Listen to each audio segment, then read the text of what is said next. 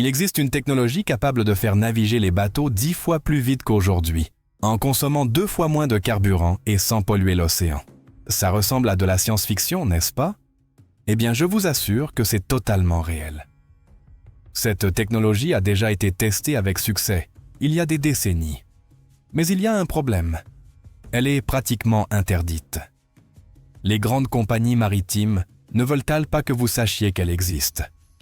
Aujourd'hui, je vais vous révéler ce secret qui pourrait révolutionner le transport maritime mondial. Et je vous expliquerai exactement pourquoi nous ne l'utilisons pas.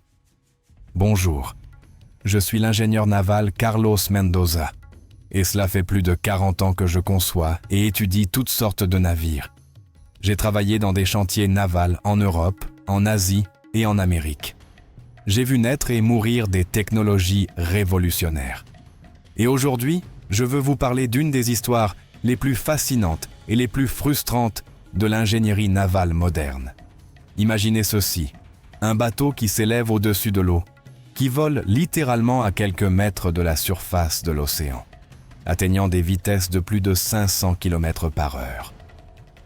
Un bateau capable de traverser l'Atlantique en quelques heures au lieu de plusieurs jours, qui pourrait transporter des marchandises de Chine vers l'Europe en une fraction du temps actuel, qui révolutionnerait le commerce mondial tel que nous le connaissons. Ce n'est pas un rêve futuriste, c'est l'effet de sol ou Wing in Ground Effect, une technologie qui combine le meilleur des bateaux et des avions.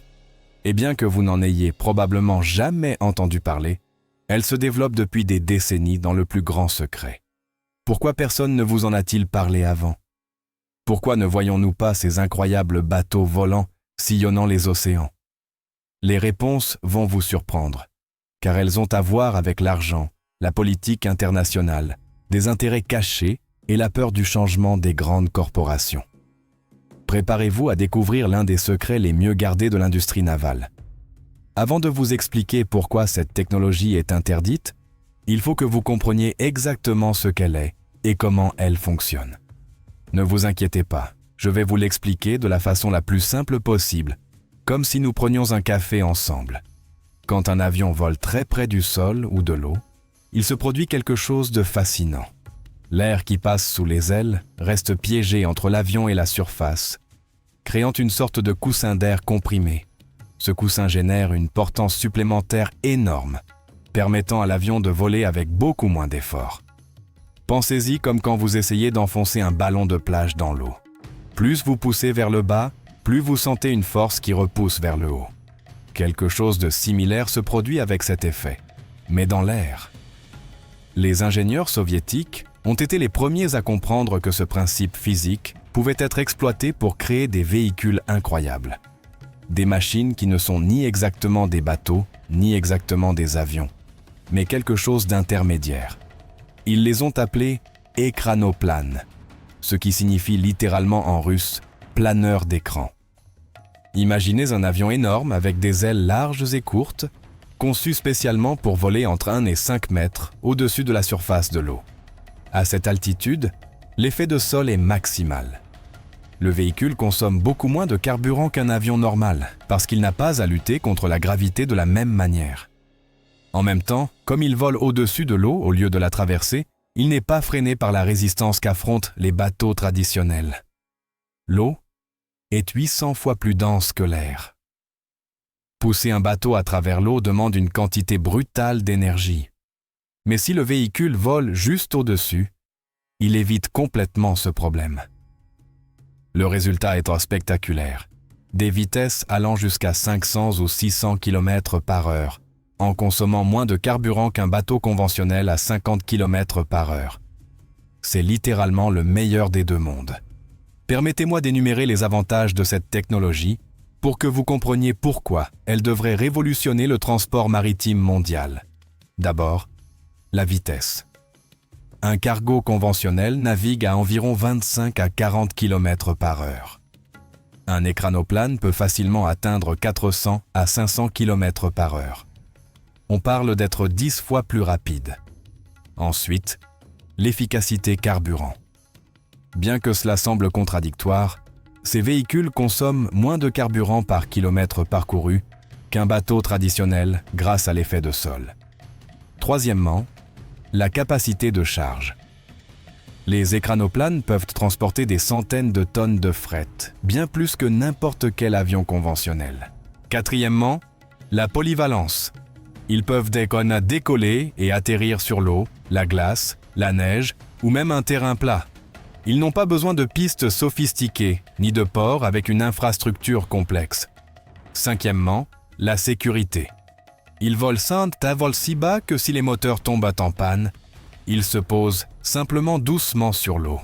Pas de chute catastrophique depuis de grandes hauteurs. Mais maintenant arrive le plus intrigant. Si cette technologie est si merveilleuse, si efficace, si révolutionnaire, pourquoi ne la voyons-nous dans aucun port du monde? Pourquoi les grandes compagnies de transport maritime ne l'utilisent-elles pas? La réponse a à voir avec l'une des histoires les plus fascinantes de la guerre froide, avec des réglementations internationales conçues spécifiquement pour la bloquer et avec des intérêts économiques qui ne veulent rien changer. Et je vais tout vous raconter. Pour comprendre pourquoi cette technologie est pratiquement interdite aujourd'hui, il faut remonter dans le temps, plus précisément à l'Union soviétique des années 1960. En 1960, un ingénieur soviétique nommé Rostislav Alexeyev eut une vision. Il travaillait sur des hydrofoils, des bateaux qui s'élèvent légèrement au-dessus de l'eau grâce à des structures sous-marines, quand il réalisa que le vrai potentiel était de voler complètement au-dessus de la surface. Alexeyev était un génie, de ceux qui n'apparaissent qu'une fois par génération. Il convainquit le gouvernement soviétique de financer son projet en arguant que ces véhicules pourraient être la clé de la suprématie navale soviétique. Et il avait raison. En 1966, Alexeyev et son équipe présentèrent au monde soviétique, leur première création, le KM, surnommé le monstre de la mer Caspienne. Ce surnom n'était pas exagéré. Le KM mesurait 100 mètres de long, pesait 544 tonnes et avait une envergure de 37 mètres. Il était absolument colossal. Quand les satellites espions américains le photographièrent pour la première fois, les analystes de la CIA pensèrent à une erreur ou à un leurre soviétique. Ils ne pouvaient pas croire qu'une chose aussi grande puisse voler. Mais il volait, et il le faisait à plus de 500 km/h, en transportant des centaines de tonnes de charge. Les Américains étaient terrifiés. Voilà que les Soviétiques disposaient d'une technologie totalement nouvelle qui pouvait changer toutes les règles du jeu naval. Le projet le plus impressionnant fut le Lin, un écranoplane de combat conçu comme lanceur de missiles. Il mesurait 73 mètres de long et était armé de 6 énormes missiles anti-navires. Le Lin pouvait surgir à l'horizon à des vitesses quasi supersoniques relatives, lancer ses missiles et disparaître avant que l'ennemi n'ait le temps de réagir. Il était invisible aux radars conventionnels parce qu'il volait trop bas. Les systèmes de défense des navires de guerre de l'époque n'étaient pas conçus pour détecter des menaces venant pratiquement ras de l'eau. Pour l'OTAN, c'était un cauchemar stratégique. Les Soviétiques avaient créé une arme qui n'entrait dans aucune catégorie existante, ni bateau, ni avion, ni missile. C'était totalement nouveau. Pendant plus de 30 ans, les Soviétiques développèrent cette technologie dans le plus grand secret. Ils construisirent plusieurs modèles, des petits prototypes jusqu'aux géants comme le KM. Les essais se déroulaient en mer Caspienne, loin des regards occidentaux. Les écranoplanes pouvaient transporter des troupes, des véhicules, des ravitaillements, des armes. Ils pouvaient effectuer des missions de sauvetage, patrouiller les côtes, attaquer des flottes ennemies. La polyvalence était stupéfiante. Mais arriva 1991. L'Union soviétique s'effondra. L'économie russe s'écroula. Les programmes militaires furent annulés les uns après les autres. Le projet des écranoplanes fut abandonné. Le KM coula en 1980 après un accident pendant les essais. Le Lin fut oublié dans une base navale, rouillant lentement. Les plans, le savoir, les experts, tout se dispersa. Mais voilà ce qui est intéressant. Pendant ces années de secret soviétique, les puissances occidentales avaient étudié cette technologie avec crainte, et quand elles en eurent l'occasion, elles firent en sorte qu'elles ne puissent jamais être utilisées commercialement à grande échelle. Nous arrivons maintenant au cœur du sujet. Le mot « interdite » mérite une petite précision. Techniquement, il n'existe pas de loi internationale disant « les écranoplanes sont interdits ». Mais en pratique, il y a tant de barrières réglementaires, techniques et économiques que l'utiliser commercialement est presque impossible. Voici le premier gros problème. Qu'est-ce qu'un écranoplane exactement? Est-ce un bateau ou un avion? Cette question n'est pas philosophique. Elle a d'énormes implications légales. Les bateaux sont réglementés par l'Organisation maritime internationale. Les avions par l'Organisation de l'aviation civile internationale. Chaque organisation a ses propres règles, exigences de sécurité, procédures de certification. Les écranoplanes ne rentrent dans aucune catégorie. Ils volent, donc ils ressemblent à des avions. Mais ils volent au-dessus de l'eau à très basse altitude, donc ils ressemblent à des bateaux. Pendant des décennies, aucune organisation internationale n'a voulu prendre la responsabilité de les réglementer. Ce vide juridique signifie que si vous vouliez construire et exploiter un écranoplane commercial aujourd'hui, vous ne sauriez pas quelles règles suivre. Il n'existe pas de certification standard, pas de procédure d'inspection, pas de protocole de sécurité reconnu internationalement. Quand certains pays ont essayé de créer des réglementations pour les écranoplanes, ils l'ont fait de façon si restrictive que cela les rend pratiquement inviables. Par exemple, certains régulateurs veulent les traiter comme des avions, ce qui signifie qu'ils devraient y respecter toutes les exigences aéronautiques, licence de pilote commercial, certificat de navigabilité, inspections aéronautiques.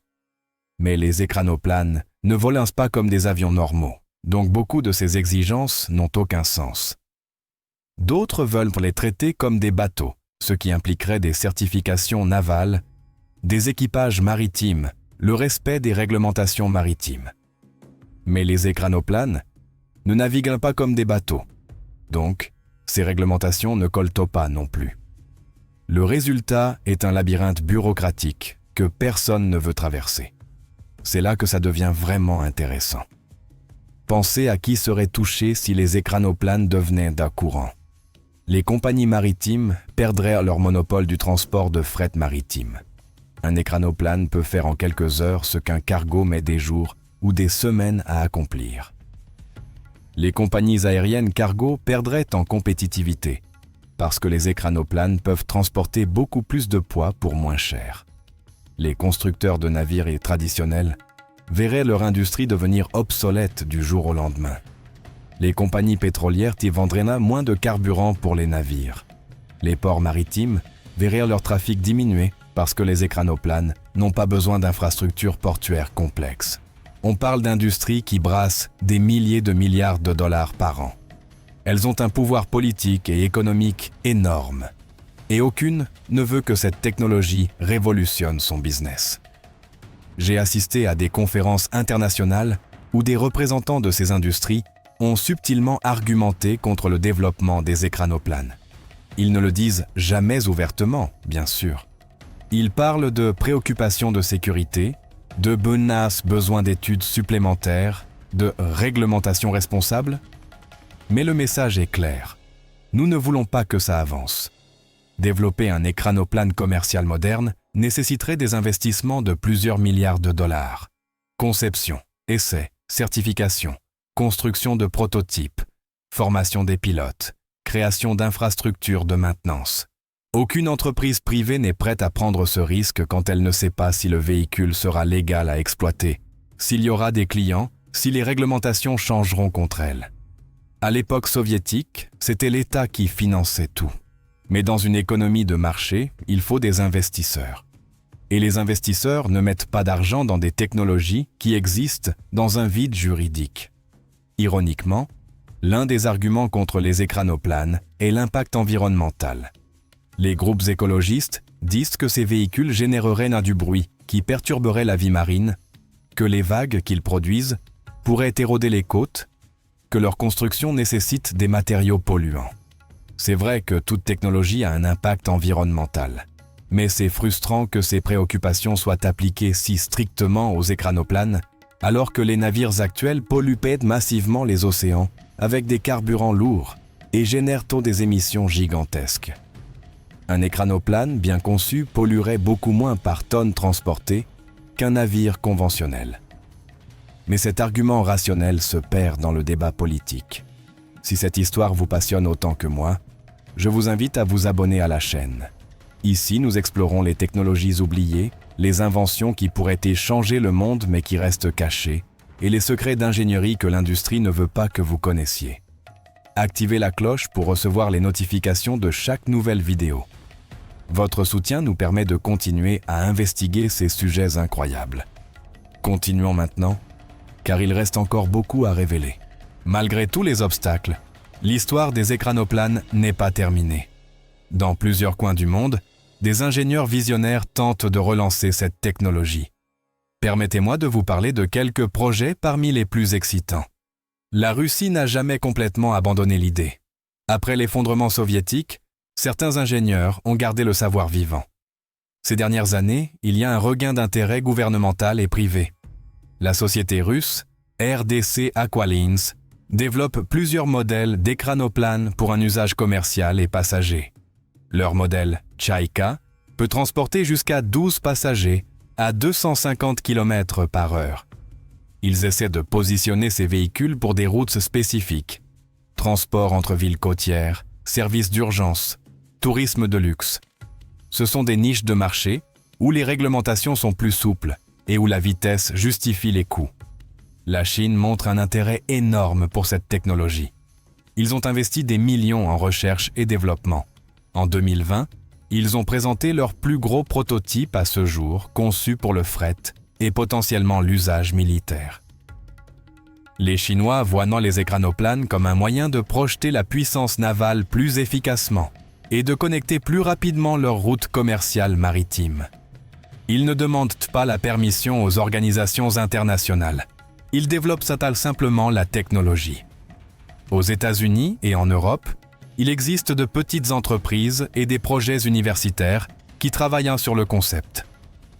La société allemande Overwing développe un écranoplane hybride capable de fonctionner comme bateau, écranoplane et avion à courte portée. Aux États-Unis, le département de la Défense a financé des études sur l'utilisation potentielle d'écranoplanes pour le transport militaire rapide. L'intérêt est clair. Pouvoir déplacer troupes et matériel lourd à des vitesses qu'aucun navire ne peut égaler. Au-delà du fret, il y a des applications civiles fascinantes qui sont explorées, recherche et sauvetage maritime. Un écranoplane peut arriver sur les lieux d'un naufrage en une fraction du temps qu'il faudrait à un navire de sauvetage ou à un hélicoptère avec bien plus d'autonomie. Tourisme de luxe. Imaginez parcourir les Caraïbes ou la Méditerranée dans un écranoplane privé en volant au-dessus de l'eau à des vitesses folles. Des entreprises y travaillent là déjà pour des clients millionnaires. Transport médical d'urgence. Dans des régions avec beaucoup d'îles comme l'Indonésie ou la Grèce, les écranoplanes pourraient amener des patients critiques à l'hôpital le plus proche en quelques minutes. Lutte contre les incendies, certains designs inclusent des réservoirs d'eau pour combattre les feux de forêt en zone côtière, combinant rapidité de réponse et grande capacité d'emport d'eau. Pour être totalement honnête, cette technologie a encore des défis à relever. Elle n'est pas parfaite et les ingénieurs travaillent d'arduo pour les surmonter. D'abord, l'opération en mer agitée. Quand les vagues sont très hautes, un écranoplane a du mal à maintenir l'effet de sol constant. Il faut des eaux relativement calmes pour fonctionner de façon optimale. Ensuite, la formation des pilotes. Piloter un écranoplane demande des compétences uniques, un mélange de pilote d'avion et de capitaine de navire. Il n'existe pas encore d'école de formation établie, ni de simulateur standardisé. Troisièmement, la maintenance. Ces véhicules opèrent dans un environnement marin corrosif, mais ont des composants d'aviation sensibles. L'entretien est complexe et coûteux. Quatrièmement, l'infrastructure. Bien qu'il n'ait pas besoin de ports sophistiqués, il nécessite des installations spécialisées pour les réparations, le stockage et le ravitaillement. Mais aucun de ces défis n'est insurmontable. Ce sont des problèmes d'ingénierie qui peuvent être résolus avec de l'investissement et du temps. Faisons maintenant un exercice d'imagination. Supposons que demain toutes les barrières réglementaires disparaissent. Supposons que de grandes compagnies décident d'investir massivement dans les écranoplanes. Que se passerait-il? Comment notre monde changerait-il? Le commerce mondial dépendrait moins des délais de transit. Actuellement, un cargo met environ 3 semaines pour aller de Shanghai à Rotterdam. Un écranoplane pourrait faire le trajet en 2 jours. Cela changerait complètement la logistique mondiale. Les entreprises pourraient maintenir des stocks beaucoup plus faibles, parce qu'elles pourraient recevoir les marchandises presque à la demande. Les produits périssables pourraient voyager sur de longues distances sans congélation ni conservateur. Le commerce électronique serait transformé. Imaginez commander un produit fabriqué en Chine et le recevoir en Europe ou en Amérique en moins d'1 semaine, à un coût raisonnable. Il y a des aspects positifs et négatifs. D'un côté, les écranoplanes sont plus efficaces par tonne-kilomètre que les navires actuels. Ils généreraient moins d'émissions totales de CO2 pour la même quantité de fret transporté. D'un autre côté, la vitesse signifie plus de trajets, potentiellement plus de consommation totale. Il faudrait des réglementations strictes et des technologies propres pour s'assurer que le bénéfice net soit positif. La bonne nouvelle, c'est que les écranoplanes pourraient fonctionner plus facilement avec des carburants alternatifs que les gros navires. Il existe des designs avec moteurs électriques, hydrogène, biocarburants. L'avenir pourrait être plus vert. Les nations insulaires et les régions très côtières gagneraient dans des avantages stratégiques. Indonésie, Philippines, Grèce, Caraïbes, toutes ces régions pourraient être connectées beaucoup plus efficacement. Les routes maritimes traditionnelles perdraient de leur importance. Il ne serait plus aussi crucial de contrôler des détroits comme Hormuz ou des canaux comme Suez si les écranoplanes peuvent prendre des routes plus directes. La projection de puissance militaire changerait. Un pays disposant d'une flotte d'écranoplanes pourrait déployer des forces rapidement sur n'importe quelle côte. Les marines devraient repenser complètement leur stratégie défensive. Des millions d'emplois dans l'industrie navale traditionnelle seraient menacés. Marins, dockers, personnel portuaire, tous affronteraient une transformation du travail. En même temps, de nouveaux emplois seraient à les créer. Pilotes d'écranoplanes, ingénieurs spécialisés, techniciens de maintenance, concepteurs, constructeurs. Ce serait une transition douloureuse pour certains, mais pleine d'opportunités pour d'autres. Comme toute révolution technologique, il y aurait des gagnants et des perdants. Actuellement, si vous voulez voyager vite au-dessus de l'océan, votre seule option est l'avion, qui est cher. Les écranoplanes passagers pourraient offrir des vitesses proches de l'avion, à des prix plus proches du bateau. Des lignes comme New York-Londres ou Tokyo-San Francisco pourraient être exploitées avec des écranoplanes, à une fraction du coût d'un vol classique. Cela rendrait le voyage international accessible à beaucoup plus de gens. Enfin, et c'est ce qui m'enthousiasme le plus en tant qu'ingénieur, cette technologie ouvrirait des portes que nous n'avons même pas encore complètement imaginées.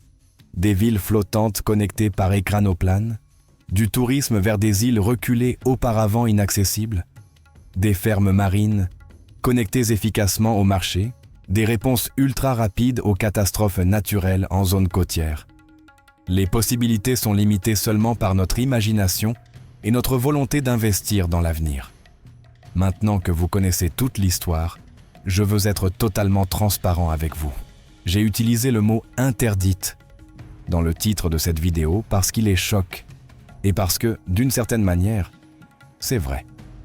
Mais la réalité complète est plus nuancée. Il n'existe pas de salle secrète où les patrons des compagnies maritimes et aériennes se réunissent pour conspirer contre les écranoplanes. La réalité est plus subtile et, d'une certaine façon, plus frustrante. Ce qui existe, c'est l'inertie institutionnelle. Les organisations internationales bougent lentement. Les industries établies protègent leurs intérêts, ce qui est tout à fait naturel dans un système capitaliste. Les gouvernements sont réticents à investir dans des technologies non prouvées commercialement. Ce n'est pas une interdiction active et malveillante, mais une série de barrières passives qui, ensemble, produisent le même effet, maintenir cette technologie hors du marché.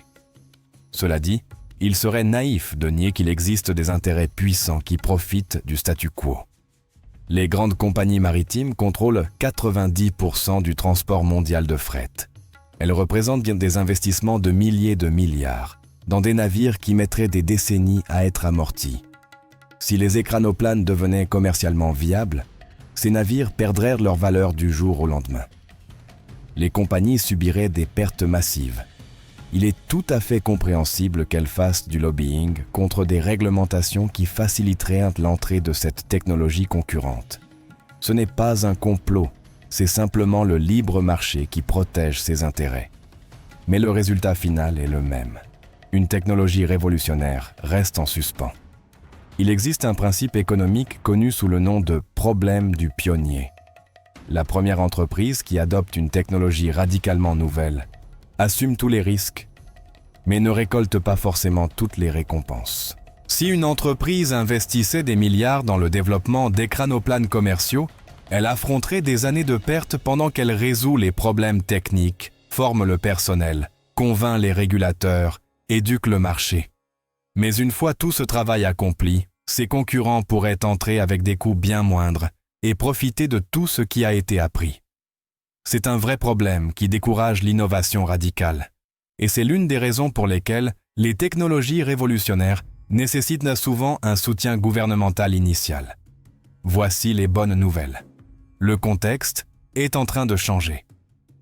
Plusieurs facteurs s'alignent qui pourraient enfin permettre à cette technologie de décoller. D'abord, la pression pour réduire les émissions de carbone. Les navires actuels sont énormément polluants. Les gouvernements cherchent des alternatives. Les écranoplanes efficaces pourraient pas faire partie de la solution. Ensuite, le commerce électronique mondial crée une demande de transport rapide de marchandises. Amazon, Alibaba et d'autres sont prêts à payer pour la vitesse. Cela crée une niche de marché viable.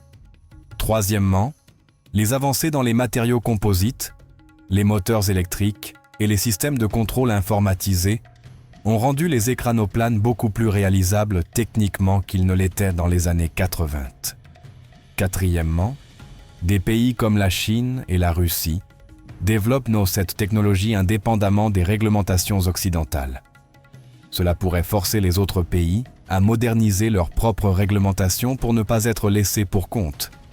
Vous vous dites peut-être, qu'est-ce que je peux faire moi ? Je ne suis qu'une personne. Mais la réalité, c'est que le changement social et technologique commence souvent par la prise de conscience du public. Si plus de gens connaissent cette technologie, si plus de gens se demandent pourquoi elle n'est pas disponible, si plus de gens font pression sur les politiciens et les entreprises, les choses peuvent changer. Vous pouvez en parler à vos amis et à votre famille. Vous pouvez écrire à vos représentants politiques pour demander pourquoi il n'existe pas de réglementation claire. Vous pouvez soutenir les entreprises qui travaillent sur cette technologie. Le changement est possible, mais il faut que suffisamment de personnes se rendent compte qu'il existe une meilleure alternative. Après 4 décennies dans l'ingénierie navale, j'ai vu beaucoup de technologies prometteuses rester sur le bord du chemin. Certaines parce qu'elles ne fonctionnaient vraiment pas, d'autres parce qu'elles arrivaient au mauvais moment. Et d'autres, comme les écranoplanes, parce qu'elles menaçaient de trop changer les choses trop vite. Je ne suis pas là pour vous dire que les écranoplanes sont la solution parfaite à tous nos problèmes de transport. Ils ont des limites réelles. Il y a des défis techniques et opérationnels authentiques à résoudre. Mais ce que je peux vous dire avec une certitude totale, c'est que cette technologie mérite une chance équitable. Elle mérite des investissements en recherche et développement. Elle mérite des réglementations claires et raisonnables. Elle mérite d'être évaluée sur ses vrais mérites, pas bloquée par des intérêts établis ou une bureaucratie obsolète. L'humanité a progressé en adoptant des technologies qui paraissaient au début impossibles ou dangereuses. Les premiers bateaux à vapeur étaient jugés ridicules.